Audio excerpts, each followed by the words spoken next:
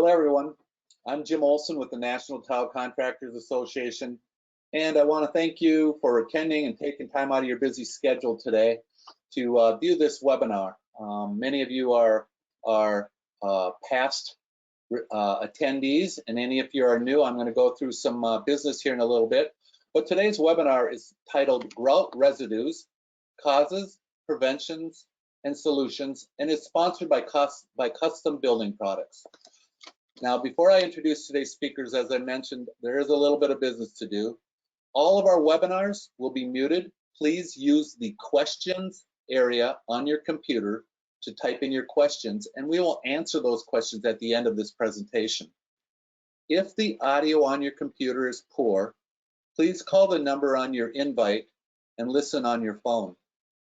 All of our webinars are available to watch at any time on the NTCA YouTube channel shortly after the webinars are presented.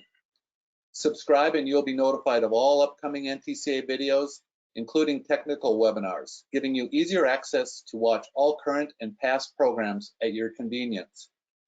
All right, here we go today. We're very lucky. We have two speakers today. Our first speaker, Mike Michelizzi, is the Senior Director of Technical Services for Custom Building Products. He is based at their research and training facility, Custom Technical University, located in Santa Fe Springs, California. In this role, Mike assists industry professionals and recommendations on commercial projects, presenting a variety of installation challenges. He also presents the Top 5 Tips educational video series for tile contractors and design professionals. Prior to becoming involved in product technology, Mike owned a tile and stone installation company in New Haven, Connecticut. He currently serves on technical committees for the Tile Council of North America, TCNA, Materials and Methods Standards Association, MMSA, National Tile Contractors Association, NTCA, Marble Institute of America, MIA, and the American National Standards Institute, ANSI, and ASTM International. That's the whole alphabet of institute of technical people in our industry. So he's involved in all of them. Our second speaker, who will come on after Mike, is Rod Sigmund, currently the Custom Tech Sales Specialist for Custom Building Products in the company's Southeast region. Mr. Sigmund has worked for the company for the past 31 years in various roles, including Business Development Manager for Technical Installation and Care Systems for Aquamix and Custom Tech. He is responsible for training, education, and all support functions pertaining to national accounts, distribution, architectural, and contractors for the sales department. Mr. Sigmund is also responsible for job site inspections, product specifications, product demonstrations, and development. And provides support and product research and development. He currently sits on the NTCA and NSI technical committees and graduated the Ceramic Tile Consultant course in 1995.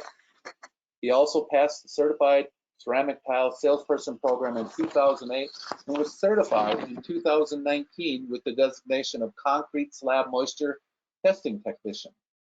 Mr. Sigmund is also a frequent speaker at many national trade shows, including Coverings, Surfaces, and Total Solutions. Welcome, Mike and Rod. I look forward to this. Thanks, Tim. We want to thank the NTCA and thank all of you for joining us today. We're going to talk about what we believe is a very serious issue in our tile industry and something that we all need to be aware of. And any tile installer will tell you that a good grout installation can save a project. It can hide a lot of minor imperfections in tile work. But when you have a problem with a grout haze or grout residues from the different grouts, it can be a disaster. And it can even lead to removing and replacing the entire installation. So it's a big concern, and that's why Rod and I are going to go through the causes, prevention, and solutions for grout residues.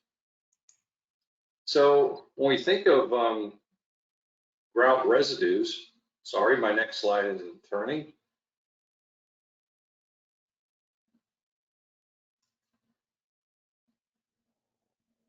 Let's see what we can do here, sorry.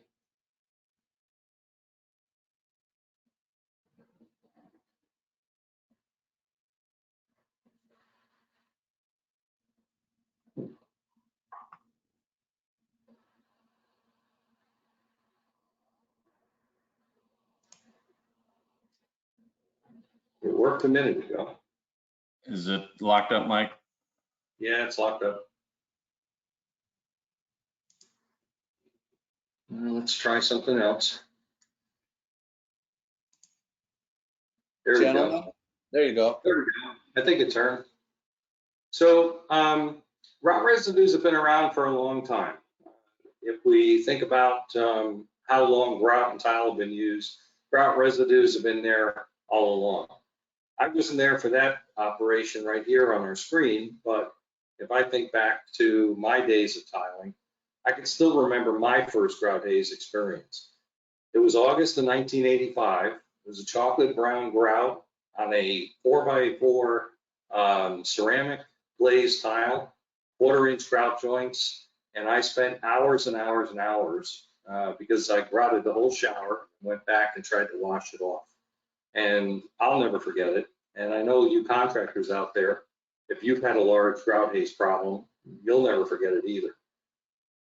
So when we talk about the causes, we'll have to discuss really the tile. The tile is really the main issue that we're dealing with, in that the materials that are used for tile go way back even to these olden times.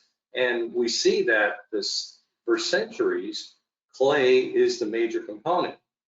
As you see on the screen here, there are other items as well that also bear into tile installation. And all of them are very, very compatible with what we use for grouts. And my screen isn't changing. I'm hoping that you folks are able to see it. Jim, can you confirm what slide we're on?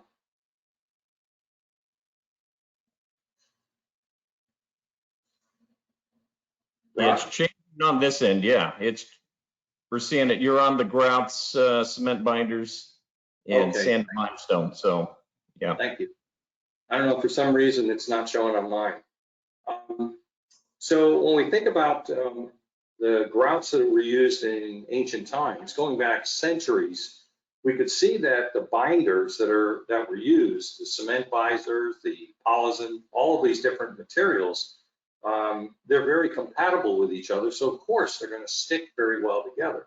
And now that we have all of the different latexes and acrylics and polymers that we also add into grouts, we've enhanced the strengths of the grout by adding in these materials, but we've also increased the ability for it to stick to the surface of the tile.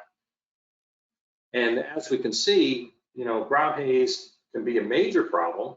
It's something that for tile installers, they run in from time to time, sometimes because the installation is not done properly, sometimes because it's rushed, but other times there are other factors as well. And we're going to talk about all of those and how they relate to tile. The problems that we see in today's tile are a lot of times unexpected, because the majority of tile that's used today is basically a certified porcelain. And those certified porcelains, because we know that they don't absorb water, it's assumed that we're not going to have any grout penetrate into those porcelains. If you look at the picture here, you see that it's still a common problem today.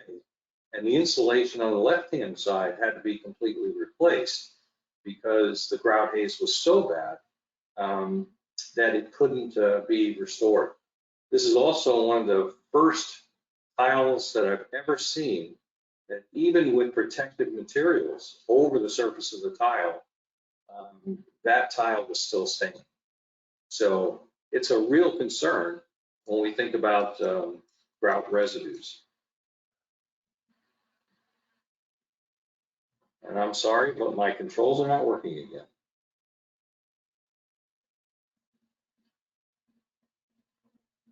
Can you tell me which slide you see, folks? Mike, There we go. why don't you turn off your camera? Turn off your camera, and I think it might work a little easier. Okay. Let me try something here. I think I may have gotten it, Jim. There we go.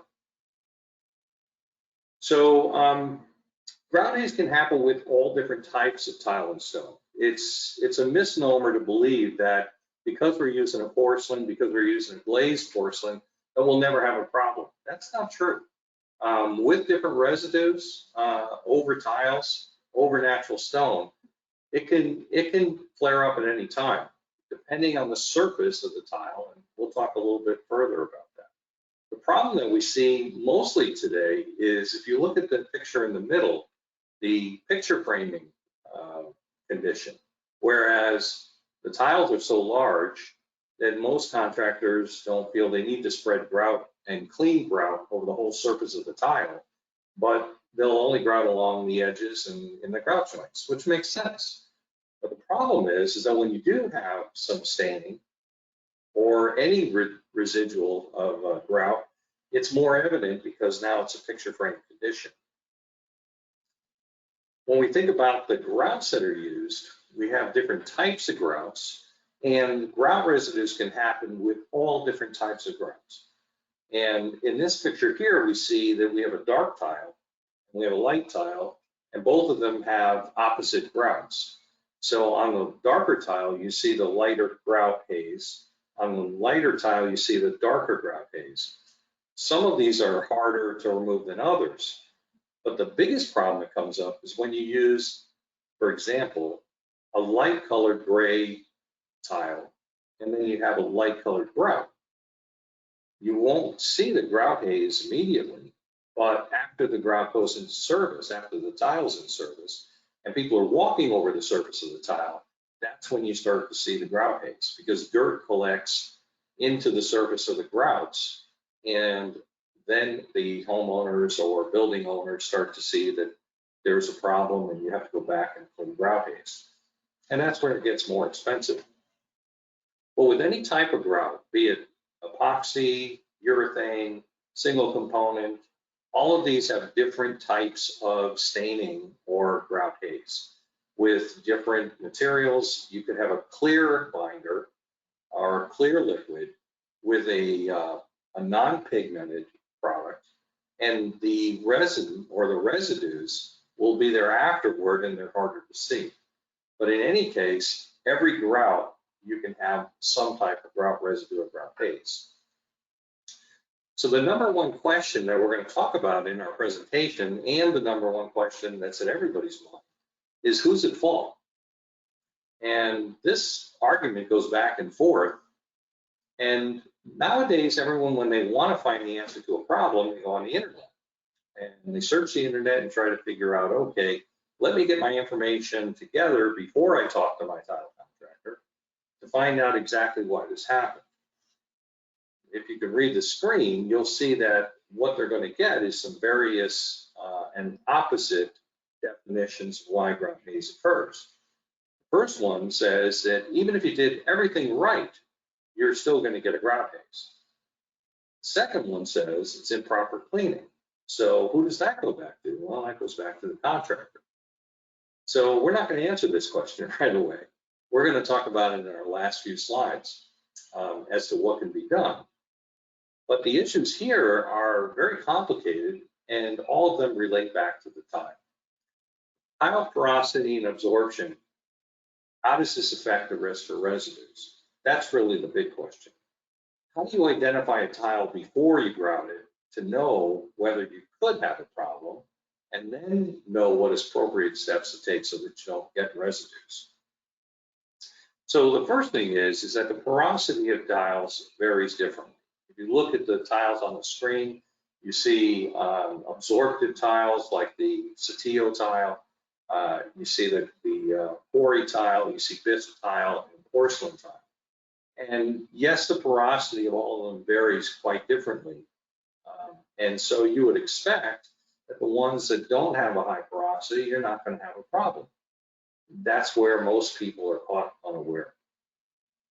Here's the industry standards on absorption. And the absorption of the tile affects the grout and affects the grout installation, but it affects it in the way that the grout cures or dries on the surface of the tile and in grout joints. That's really critical when you think about whether or not you're going to have a grout haze, more so than anything else. Not that the tile itself will be more susceptible to staining, but how will the grout drying on the surface of the tile affect it? That's the main concern. When we think about the different types of porcelain tile, and we're gonna focus more on porcelain tile because it's most popular out here in our industry. There are different marketing and other standards that define those types of tiles. And when we think of the first two in the list here, the glazed and color body, the way they're manufactured, the way that they have a topical coating applied and then baked into the surface, they do have a certain amount of shine to the surface. So they're less likely to grab hold of grout as it's going across the surface. Unless the grout is allowed to dry for a very long time before it's cleaned, you won't have much of a grout haze. But they can absorb into the body of some of these products depending upon how they're manufactured and also depending on the surface texture. The surface texture is the primary issue that we see that needs to be controlled. Because why do people have a texture on their tile? Some of it's for design, but basically for floor tile, the issue is that you want to have a texture or structure that adds to non-slip. Non-slip issues today are a big concern because of the liability that owners have.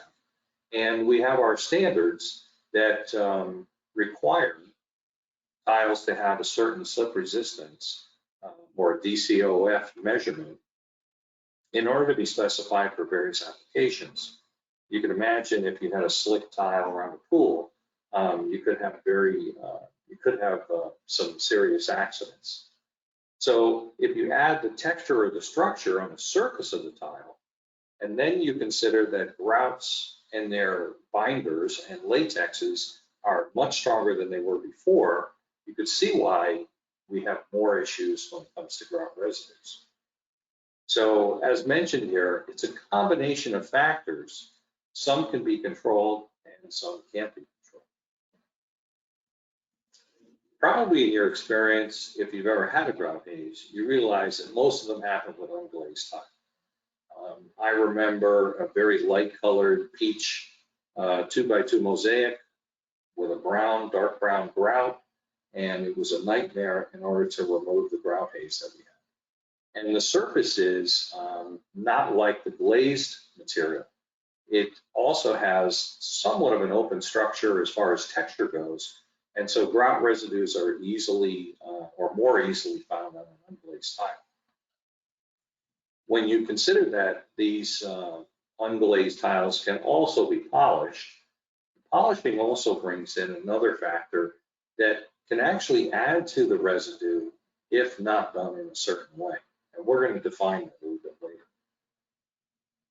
When it comes to quarry tile manufacturing is such that in this extruded method, that the surface of the quarry tile, if you've ever cut one and looked at it from the side, the surface tends to be a little bit shiny, a little more dense on the surface of the quarry tile, and this helps with preventing grout residues. But it doesn't prevent it, as you see in the picture. It could very easily happen. Some quarry tiles, you can order them that are pre-sealed from the factory, and that makes a big difference in cleanup. Also using other materials over it, which Rod will describe later, can also help to avoid grout residues over quarry tile.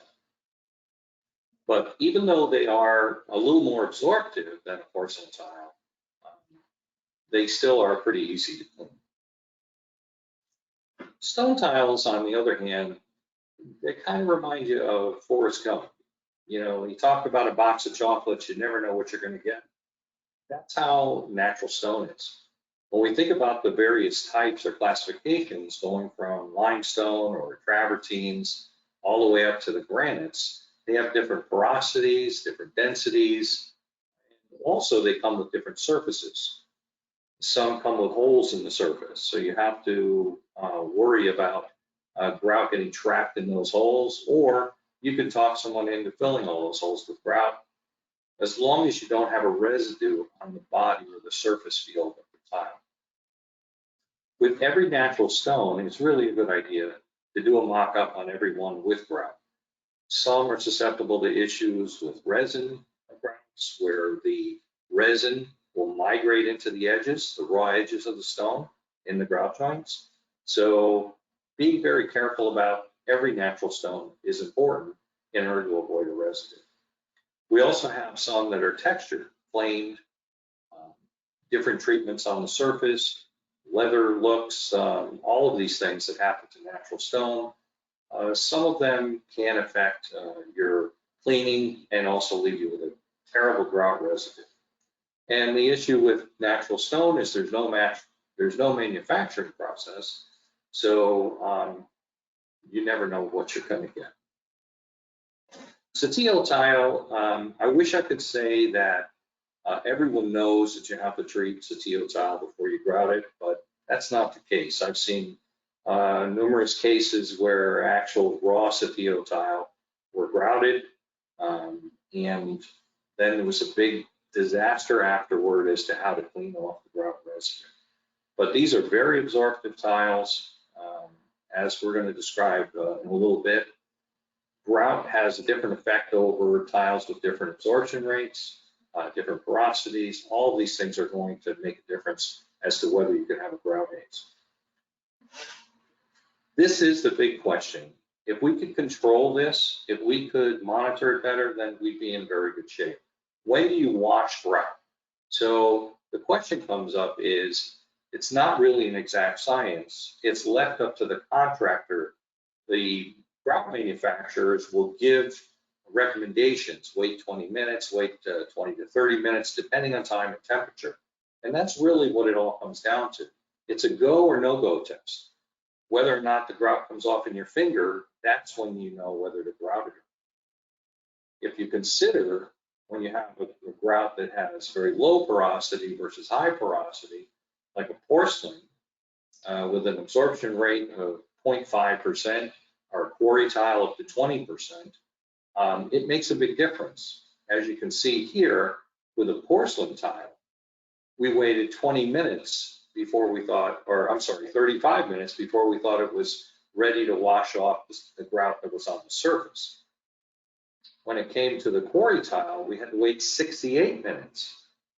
Not only did you have the wider, deeper grout joints, but you also had a difference in the absorption of the tile. So all of these things are factors that are going to make a huge difference into when to wash.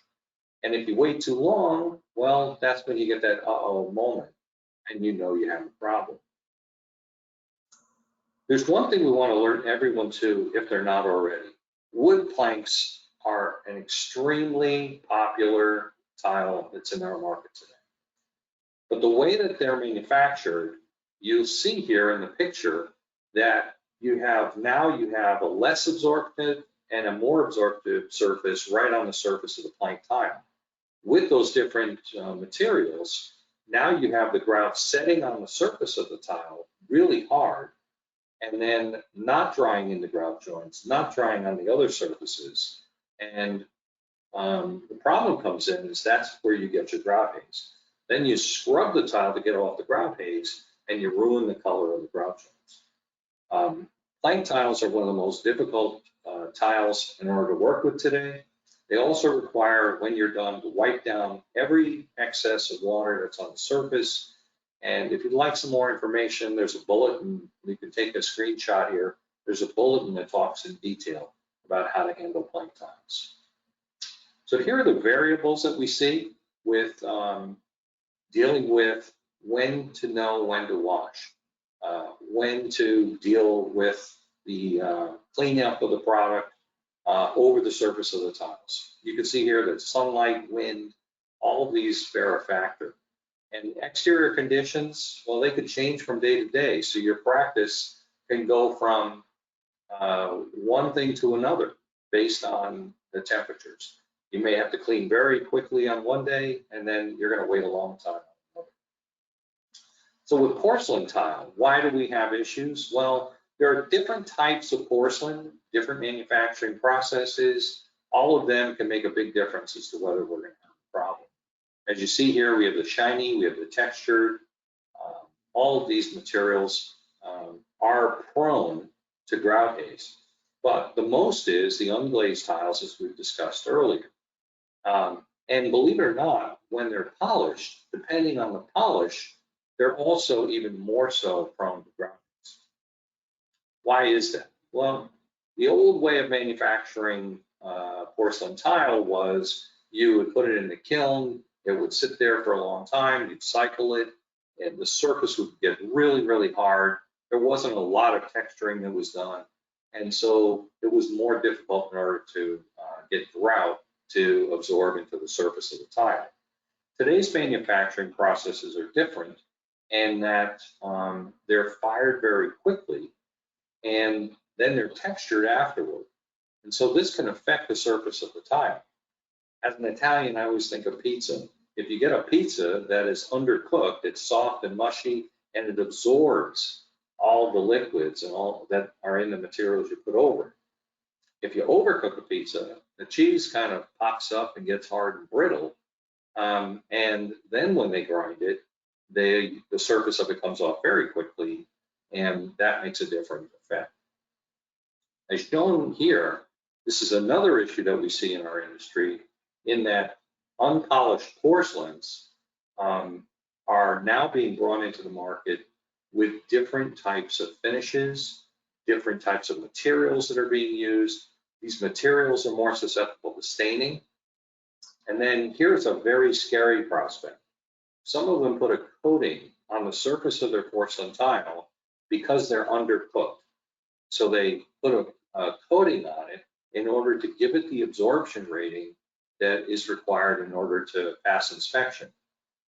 Now the problem is that you might see in very, very small print, or maybe they'll have on a box or a page that'll say, be careful not to over scrub this surface when you're grouting. In this picture on the right, this was one of those tiles that was coated and all the grout stuck to the coating. And then when they cleaned it to get the coating off, they ended up with this clean surface, but they couldn't get the coating off of all the tiles. So the entire installation had to be replaced. So be careful of these cheap imitations that you might get from a foreign country. When you look at a polished porcelain surface, as you can see here in the pictures, it really does open up the surface for grout to be trapped. So Rod's going to talk about how that's being treated and how you fix that. But you get pores, you get cracks, you get these tunnels. And if you look at the one on the right, if you get grout in that tunnel and it's down in deep, there is no way you're going to remove the grout from the surface of that tunnel. And those are the ones where you end up replacing the entire installation. The processes go from very rough grinding, medium grinding, finished grinding, in order to get down to a polished surface. And depending on how this is done, depending on some very important features in the depth of the grinding, all of this will make a big difference as to whether you'll get grout trapped in the surface. If you'd like to take a screenshot, this would be a really good one for you to have. The surface porosity decreases with the depth of polishing. So believe it or not, when you grind the surface, if you grind off a little bit of the surface, then now you have varying textures on the surface, different porosities, different hardnesses. That's where you get the issues more so with staining. If you grind it deeper, grinding it deeper actually aids in order to resist staining of the surface of the porcelain tile. But as you know, the more grinding you do, the more the cost of the tile goes up. So therefore, the high quality tiles that are ground properly, you're going to have less issues. Whereas with the cheaper imitations, you could have more issues with grout staining. So that's the causes of the installation problems that we have with grout haze. That's why tile is an important factor. We're now going to turn our attention to Rod Sigmund. Rod will talk to you about how to prevent it and what else we can do to keep you from having issues with grout. Thanks, Mike. Okay, let's see, click over here, show my screen. And hopefully we look good here. Looks good on my end. So we're going to talk, as Mike said, about the prevention of grout, haze, residues, and staining. Rod, will you Yes. go to your display settings and switch your screen, please? Okay, swap presenter. We good there? You got it. Got it. Thanks, Jim. All right, so let me go here. All right, so mouse is not working on my main screen, but see if we can click through here. There we go. All right, so a couple of things. Let's talk a bit about what manufacturers. There's a couple of different statements from tile manufacturers, porcelain tile manufacturers, and if you read that through there from these two different manufacturers, they call out the fact that, especially with dark pigmented colors, contrasting materials and whatnot, just alludes to what Mike has already teed up, and that is, depending on the texture, the color, and the type of grout chosen, again, it's not unusual to have to treat these certain tiles beforehand. Not every tile needs to be sealed or treated with a grout release or a coating beforehand, but some do. And again, so it's always important to refer back to the manufacturer, their instructions, call their technical department and or work with your distributor. Again, just to make sure, do we know whether or not this material has a propensity or likelihood of having an issue with especially again with a contrasting color, but could even be a similar color in some cases. So what do the grout manufacturers recommend? What do they say? So again, here, a couple different statements that we talk about that, again, really just alludes to what Mike has already teed up there, depending on the porosity, the texture, the type of tile, whatnot. You may have to treat it and or use whether it's a sealer or a grout release, which we'll get into in a few minutes here. But they definitely can aid and help in the ease of cleanup, the prevention of staining, and haze and residue, which we'll distinguish here in a second between those. So a couple different things to look at here with some natural stones or tiles. On the picture on the left there, you see a picture of a porcelain tile, an unglazed, unpolished, through-body porcelain. Treated on the left there is the actual natural color. That is what the tile looks like when they pre-sealed that half, and on the right is what happened when they spread epoxy grout over the entire face of the tile. So in other words, there's no haze or residue on there, but what happened is that epoxy grout virtually acted like a color enhancer, and really what it did is stained that unglazed, unpolished porcelain. Whereas you can see on the left, by simply using a penetrating sealer or an impregnator, that not only would aid in the ease in the installation of the grout, but it prevents staining. And we have to distinguish between staining and haze, or grout haze and grout residue.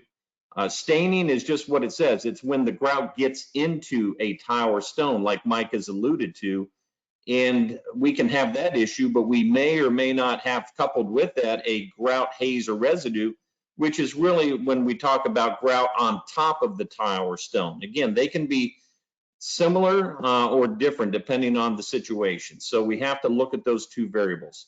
Picture in the middle here is a piece of limestone, a medium density limestone, again, sealed on the left, and grout was left to sit on the two different colors on the top and the bottom right. Two different color grouts were allowed to sit on there per the grout manufacturer's recommended time, and then washed off with water. And again, on the left, you can see the same thing. The grout did not stain that limestone, whereas on the right, both colors stained very quickly and very easily. So picture on the right is a different piece of honed limestone. But what you can see there, what's interesting for those of you that are installers, the right side is treated with a color enhancer. That's the reason that's darker over there. So that, again, just sealed that half with a color enhancer. But what you can see, what I'm showing here is, look at the grout itself on the stone. On the right where it's been sealed, that picture was taken in less than 5 minutes of putting the grout on the face. And what you can see on the right is, look how wet the grout still is. It's slowly setting up, like Mike has alluded to earlier. Whereas on the left, you can see the grout is virtually dry because it's absorbed, that moisture has been wicked and pulled right into the stone. So not only any pigment would be pulled in, but you virtually, again, do not have the working time that the grout manufacturer is going to call for. The integrity of the grout, the hardness, the strength may not be there. There's a lot of associated things that we see with the hydration of the grout going too quickly and not being allowed to set up. So again, sometimes pre-sealing is not just for the ease of cleanup or the prevention of grout stain, but it can also help the grout set up and hydrate properly the way it's called for by the manufacturer. So here, just a couple different diagrams. What we're talking about here is simply that we have two different type of ways to treat this. One would be penetrants or penetrating type sealers or impregnating sealers that, again, coat the pores. They don't fill up the pores like you can see on the diagram. We're not trying to fill the pores. We're just coating the edge so that when contaminants, in this case grout, hits that, it actually naturally repels it from going into the joint. We don't always have to fill these pores to be successful, but in some cases we do. And that may be for, again, potential staining, but it also may be for texture issues. And that's where on the right we use a product, film forming product. Sometimes they can be waxes or sealers, but often they would be just simply a grout release, which is a temporary film forming product that fills that on the surface that is water soluble, so that when you do the grout cleanup with water, it re-emulsifies and comes back off. So in some cases, we need to use both. And this is where Mike has already alluded to the fact that mock-ups and testing is key. If you can do a mock-up, it's great, but if not, do a small test area instead of what we do see sometimes are, entire jobs being grouted. And again, we can see tens of thousands of feet over multiple days. And then the issue comes up that there's grout stain or grout residue. And you kind of wonder, how did we get so far into the job that we're now dealing with this? And at what point was it obvious, right? So again, conditions on every job, whether it's summer, spring, winter, fall, whether it's inside or outside, whether it's polished, unpolished, textured, brushed, finished, whatever the finish is it climatized with HVAC or not? I mean, all these things affect, even with the same type of tile or stone, the conditions of the job. So these are just added things we need to look at and consider. And again, working with the manufacturer is always key to make sure that we can, again, give some good recommendations on how best to proceed. So when we look at this here, what we're looking at here on the left is unglazed, unpolished porcelain tile.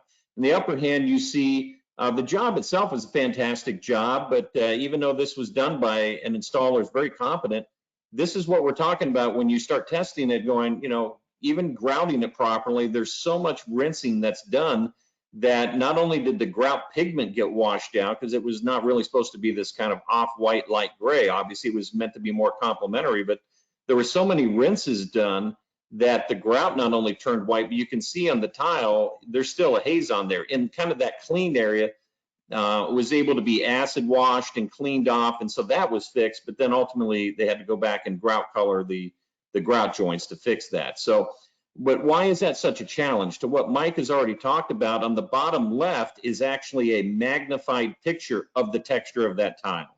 So you can almost see what I would call a Velcro looped type of texture. And so, again, there's a lot of fantastic installers out there. I'm not sure that anybody would be able to grout that tile without using a grout release and do it successfully and not have an issue. Because it's, again, this is not a competency or quality issue of the installer or a reflection of the installer. Just, again, it's a reflection of the conditions of what Mike's already alluded to with the texture porosity. In this case, it's not a porosity issue, it is a texture issue. We would ideally have used a grout release on that to prevent that from happening. Picture on the upper right there is natural stone. And again, here, while it may not look like there's a problem without that tile sitting there, this often happens where the owner will pull out an uninstalled piece and throw it on the floor and say, what happened? Because that's not the shade of stone that we picked out. And so that becomes a problem. So in other words, again, the grout is actually uniformly stained to stone. And while it may not look bad to most people, again, we obviously have customers that are very sensitive to color shading. And if that happens, that becomes a very serious problem, because trying to get that out of the stone and get it back might be achievable, but with a restoration process with diamonds and calling a professional out to resurface the stone, which is going to be very costly. Again, quite easily prevented, I should mention, by that one by using a sealer on there, penetrating type sealer. So when we do need to pre-seal a stone or a tile, stay with the same sealer. So whatever sealer is going to be used post-grouting to seal the grout and or the tile or stone, stay with the same product. I know there's a tendency to say, hey, what can't I use just the cheap sealer to pre-seal and then use the good stuff after? And actually, it works the opposite. The first coat of any sealer that goes on any tile, stone, or grout seals the majority of the absorption. You end up with that type of performance or that level of performance. So, and you may impede the ability, like in the picture, to use a color enhancing sealer. So if a color enhancing sealer like on this flag slate is chosen, that's what they're using beforehand. Again, you can see the slate is actually dry laid and it's being pre-sealed before it's even set. So, and that job came out fantastic without any issues. So again, things we need to look at and discuss. Now, as I mentioned before, sometimes we need both, a sealer and or a grout release. And that case there is only determined by testing or doing a mock-up or having maybe prior experience with a particular tile series or material under a certain condition. So again, normally that's not the case, but again, with like especially a textured quarry tile up there, we can not only have grout haze issues on the surface, but you also see grout staining in the body of the tile. And with that texture, sometimes again, it may cost a little bit of money up front, but by not having this problem and having to try to fix it and clean that, and or some cases, as Mike has alluded to, unfortunately tearing these jobs out, it's a lot cheaper to go through and do it right off the bat up front. A little bit of insurance up front goes a long way. Now, there are additives you can put in your rinse water, and mainly these are for cement grouts. These aren't really for epoxies or the single component pre-mixed grouts, but traditionally work best on your 118.6 or 118.7 cement grouts, right? And especially for the 118.7, the high performance cement grouts, where again, what we see with some of these grout hazes, it's really not the cement in most cases that's holding on to the surface. That's the problem. It's the polymer or the latex that's in the grout. And again, with these 118.7 grouts, they're fantastic. And it's not that the grout is bad or again, that anything is wrong with the tile or stone or anything there. It's just, we have to understand the variables that we're talking about. So if we're going to use an improved performance cement grout, that typically has a higher polymer or latex content. Adding a product like this to the rinse water actually can not only cut the number of rinses, but it also, these products work on the cement and the polymer, and they're non-acidic. So they do two things in one, and again, can just simply make, again, that grout cleanup easier, quicker, and avoid the issues of having a haze problem or staining like we've talked about up to this point.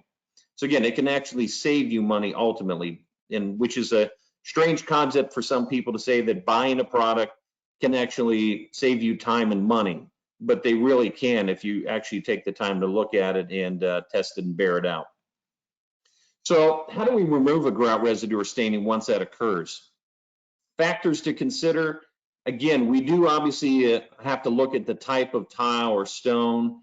Again, is this a type of glass tile? Is it a natural stone? Is it a granite? Is it a marble or some acid sensitive material? Is it an encaustic cement tile that are still very popular? Is it a resin metal? I mean, again, these are all things that we have to look and consider the hardness of the surface. We have to consider the chemical sensitivity or not of a particular material.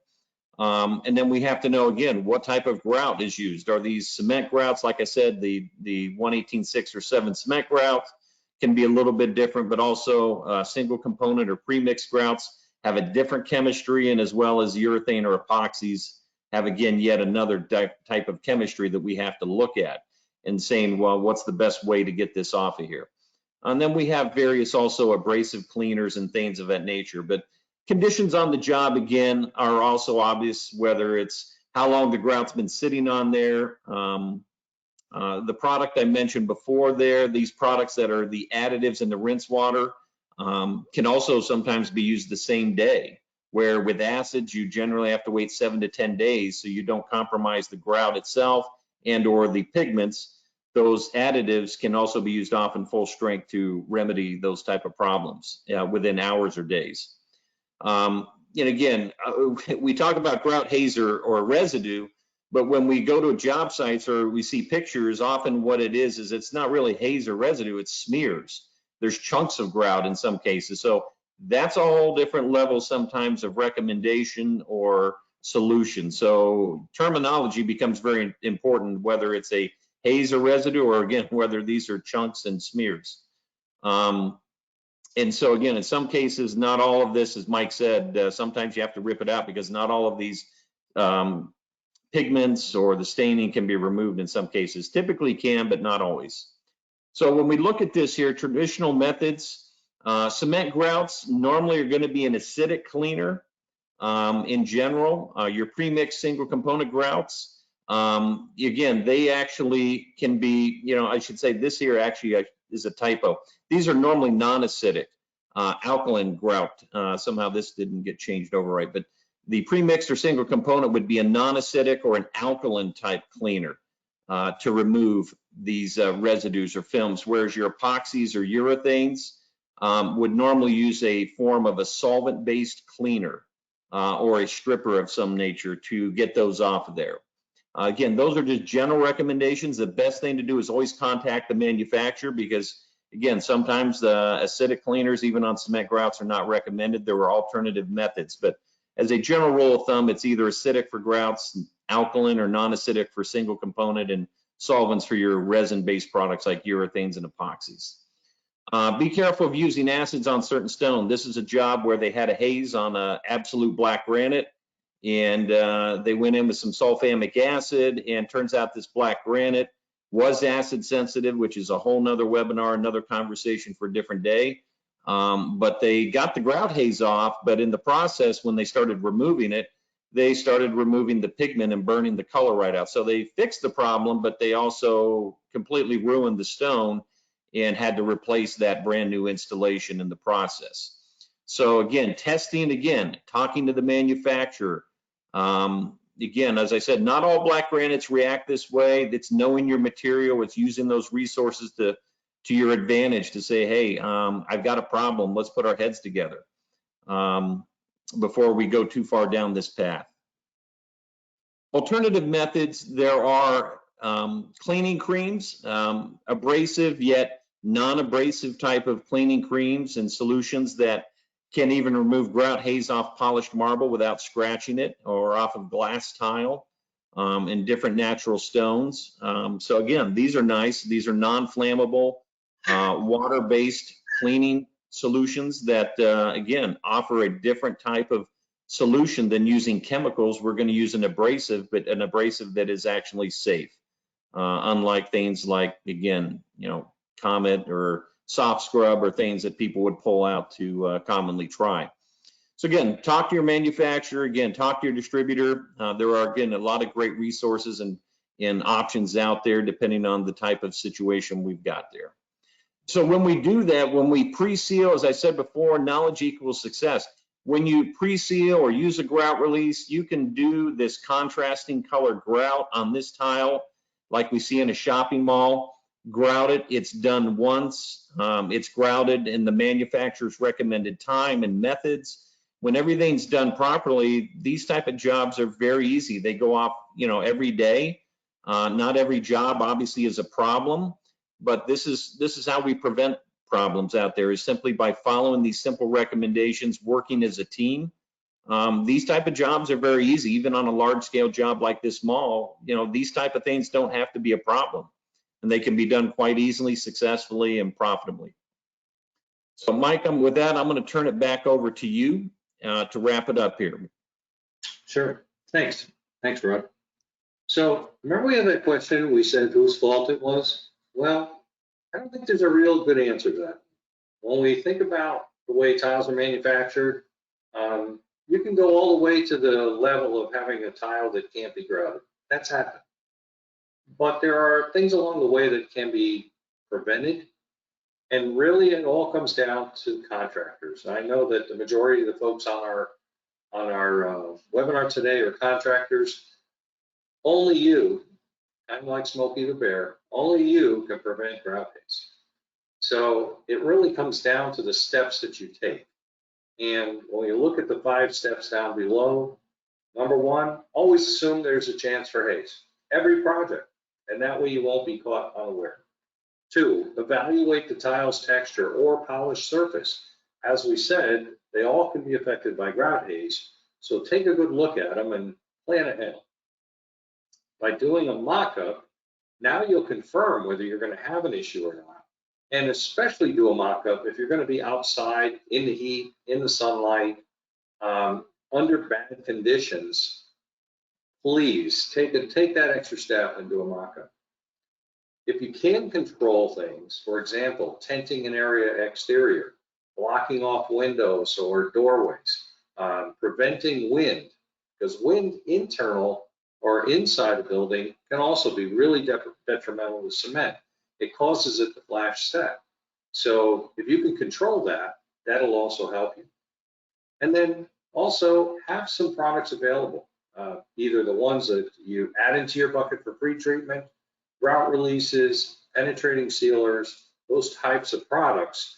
Those will help you if you run into a situation where you're grouting and you realize you have a problem, you can stop and then immediately treat. And we don't list it there, but call your manufacturer, ask them the questions. If we haven't seen it before, I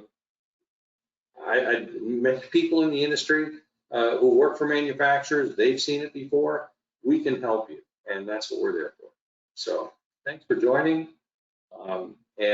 Jim, now if we have any time for questions, we'd love to be able to answer them for folks.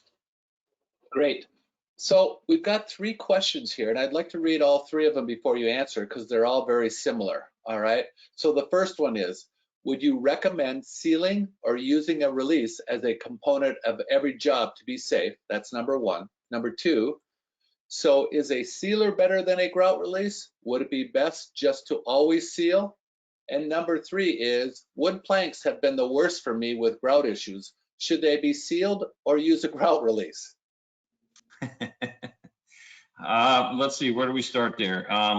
So using the products every time, I mean, again, I think with that, that's probably overkill because again, you know, understanding there's got to be profit and there's time constraints and whatnot. So I'm a big fan. Again, that's where knowing your material is obviously is your best bet, right? So sealing all natural stone or every tile, not necessary, but like the wood plank, going to that last question, those wood planks are glazed materials. They're not porous. So that would be a grout release. So with a lot of these porcelain tiles today, the issue a lot of times is the texture that Mike alluded to, right? So it's not in most cases a porosity issue unless it's potentially an unglazed porcelain, then you have to look at that.